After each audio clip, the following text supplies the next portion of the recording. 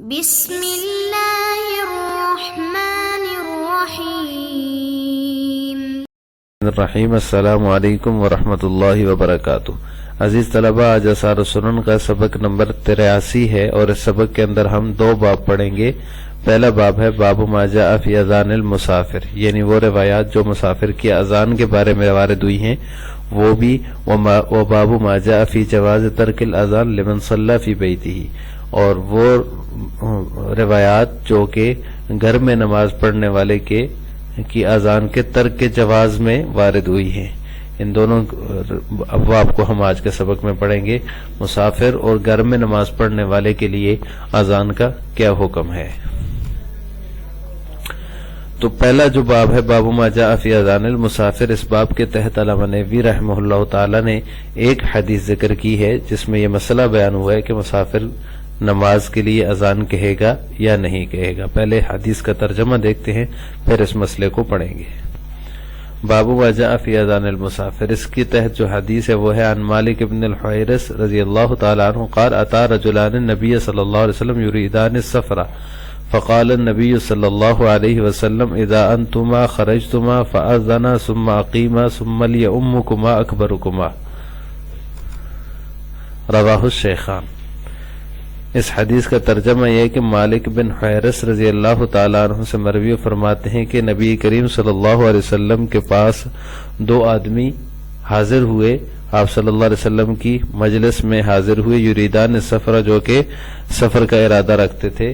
فقال النبی صلی اللہ علیہ وسلم، نبی کریم صلی اللہ علیہ وسلم نے ان سے فرمایا اذا انتما خرجتما، جب تم جاؤ تو فاذنا، اذان کہو، ثم اقیما، پھر اقامت کہو، ثم لیؤمکما اکبرکما، پھر جو تم میں سے بڑا ہو تمہیں امامت کرائے۔ رواہ الشیخان، اس کو شیخین نے روایت کیا ہے۔ مسافر کی اذان کے بارے میں 2 قسم کے قول ہے۔ اہل سنت کے نزدیک جو ہے سفر میں اذان کہنا یا سفر کی جو اذان ہے یہ غیر موقت ہے، یعنی کہ صرف مستحب ہے۔ اگر مسافر آدمی جو سفر میں ہے وہ اذان کہہ دے تو مستحب ہے، نہ کہے تو بھی جائز ہے، اس میں کوئی مسئلہ نہیں ہے۔ صرف اقامت پر اکتفا کرنا مسافر کے لیے جائز ہے، اذان کہنا اس کے لیے ضروری نہیں ہے۔ لیکن اگر وہ دونوں کو چھوڑ دیتا ہے، اذان بھی نہیں کہتا، اقامت بھی نہیں کہتا، تو یہ دونوں کا ترک کرنا مسافر کے لیے مکروہ ہے۔ لہذا عام طور پر جو ہے وہ اقامت ہی کہی جاتی ہے، اور اذان جو ہے اگر کوئی اذان بھی دے دیتا ہے تو بھی مستحب ہے۔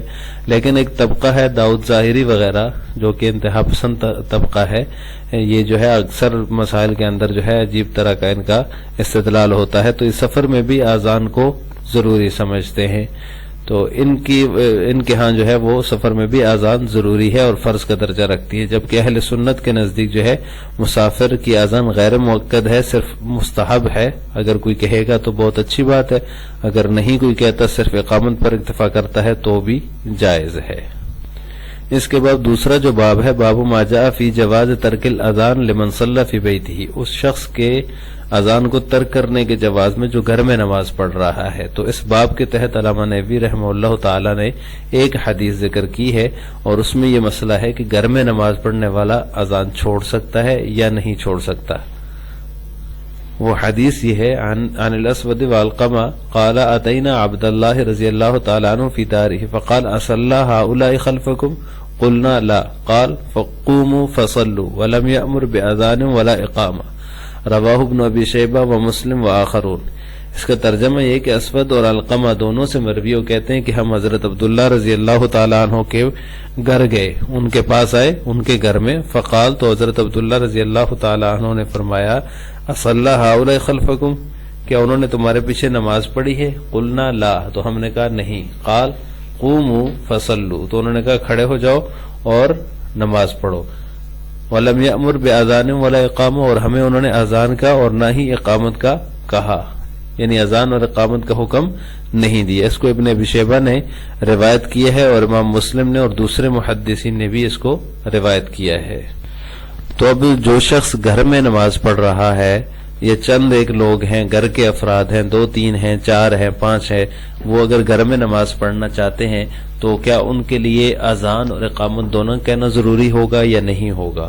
تو اس بارے میں مسئلہ یہ ہے کہ اگر شہر کے اندر رہتے ہوئے کوئی نماز گھر میں پڑھنا چاہتا ہے تو دونوں چیزیں کہنا اس کے لیے افضل ہے، یعنی اذان بھی کہے گا اور اقامت بھی کہے گا، تو وہ ایک جماعت کی صورت بن جاتی ہے۔ یعنی جب اگر گھر کے 2-3 افراد اکٹھے ہو جائیں اور اکٹھے ہو کر جماعت کے ساتھ نماز پڑھ لیں، ویسے تو مسجد جانا چاہیے، مسجد کی نماز چھوڑنا بلا عذر جماعت چھوڑنا یہ صحیح نہیں ہے، کیونکہ آپ صلی اللہ علیہ وسلم نے فرمایا میرا دل چاہتا ہے کہ میں ایک نوجوان کو یہاں مصلی پہ کھڑا کروں اور باقی لوگوں کو جمع کر کے جاؤں ان کے گھروں میں، جو لوگ گھروں میں نماز پڑھ لیتے ہیں اور مسجد نہیں آتے، میرا دل یہ چاہتا ہے کہ میں ان کے گھروں کو لکڑیاں جمع کروں اور لکڑیاں جمع کر کے آگ لگا دوں۔ تو یہ کتنی بڑی وعید ہے کہ آپ صلی اللہ علیہ وسلم جو ہے جماعت کی نماز کے لیے اتنے سخت الفاظ اور اتنی سخت جو ہے وہ وعید ارشاد فرما رہے ہیں کہ میرا دل چاہتا ہے کہ میں ان کے گھروں کو آگ لگا دوں، حالانکہ رحمت للعالمین ہے آپ صلی اللہ علیہ وسلم کی ذات جو ہے کتنی مشفق ہے اپنی امت پر، کتنی شفیق ذات ہے، لیکن اس کے باوجود آپ صلی اللہ علیہ وسلم جو لوگ گھروں میں نماز پڑھ لیتے ہیں ان کے لیے اس طرح کے الفاظ استعمال فرما رہے ہیں۔ تو اس سے اندازہ لگانا چاہیے کہ جماعت کی نماز کتنی افضل ہے۔ پھر بھی اگر کوئی مسجد نہیں جا سکتا، کوئی عذر ہے، کوئی بارش ہے، آندھی ہے، طوفان ہے یا کچھ بھی کسی قسم کا خطرہ ہے، جان اور مال کا خطرہ ہے، نہیں جا سکتا، کوئی شرعی عذر ہے، تو ان کو چاہیے کہ وہ گھر میں نماز اکٹھے پڑھ لیں، تو اس میں ایک جماعت کی صورت پڑ جاتی ہے۔ 2-3 بندے اکٹھے ہو جائیں گے تو ان کو جماعت کا ثواب مل جائے گا۔ تو جب 2-3 لوگ اکٹھے ہوں گے تو ان کے لیے اذان اور اقامت دونوں جو ہے کہنا یہ افضل ہے اور بہتر ہے۔ لیکن اگر دونوں کو چھوڑ دیتے ہیں، یعنی اذان بھی نہیں کہتے اقامت بھی نہیں کہتے، تو بھی جائز ہے، جیسا کہ اسی حدیث باب میں مذکور ہوا ہے کہ علقمہ اور جو ہے حضرت علقمہ اور اسود فرماتے ہیں کہ ہم حضرت عبداللہ ابن مسعود رضی اللہ تعالیٰ عنہ کے گھر گئے تو انہوں نے ہم سے پوچھا کیا تمہارے پیچھے نماز پڑھی ہے انہوں نے؟ تو ہم نے کہا نہیں، تو انہوں نے کہا کھڑے ہو جاؤ، فصلو، نماز پڑھو، اور ولم یأمر بأذان ولا اقامہ، اور انہوں نے ہمیں اذان اور اقامت کا حکم نہیں دیا۔ تو اس حدیث میں بھی یہی بیان ہوا ہے کہ گھر میں انہوں نے نماز پڑھی، وہ حضرت عبداللہ کے گھر تشریف لے گئے تھے، گھر میں نماز پڑھی، تو گھر میں انہوں نے اذان اور اقامت کا حکم نہیں دیا۔ تو یہاں گھر میں اگر کوئی نماز پڑھنا چاہتا ہے تو جس طرح یہاں حدیث میں بیان ہوا ہے تو وہ اذان اور اقامت کے بغیر بھی پڑھ سکتا ہے، لیکن بہتر اور افضل صورت یہی ہے کہ اگر کسی عذر کی وجہ سے گھر میں نماز پڑھنا پڑے تو ایک تو جماعت بنا لینی چاہیے، 2-3 بندے 2-3 افراد مل کر جماعت بنا لیں، اور پھر وہ دونوں چیزیں کہیں، اذان بھی اور اقامت بھی۔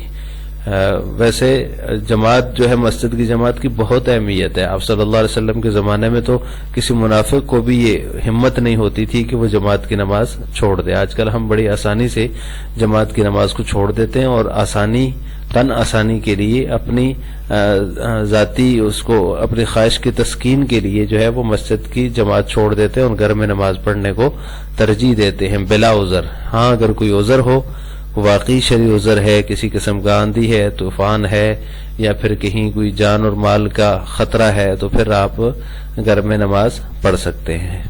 ویسے جو ہے مسجد میں ہی نماز پڑھنا زیادہ بہتر ہے۔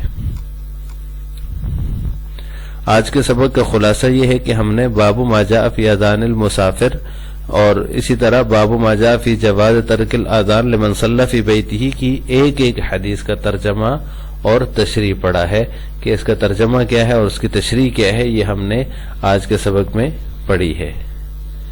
آخر میں آپ سے 2 سوال ہیں۔ پہلا سوال یہ ہے کہ کیا گھر میں نماز پڑھنے کے لیے اذان و اقامت ضروری ہے؟ یعنی جو لوگ گھر میں نماز پڑھنا چاہتے ہیں تو ان کے لیے اذان اور اقامت کی کیا حیثیت ہے، ضروری ہے یا نہیں؟ اور دوسرا سوال یہ ہے کہ مسافر صرف اقامت کہے گا یا اذان اور اقامت دونوں کہے گا؟ سفر میں اگر کوئی شخص ہے تو وہ اذان اور اقامت دونوں کہے یا صرف اقامت پر اکتفا کرے؟ اس سوال کا جواب، ان دونوں سوالوں کا جواب آپ نے کمنٹ باکس میں دینا ہے۔ السلام علیکم ورحمۃ اللہ وبرکاتہ۔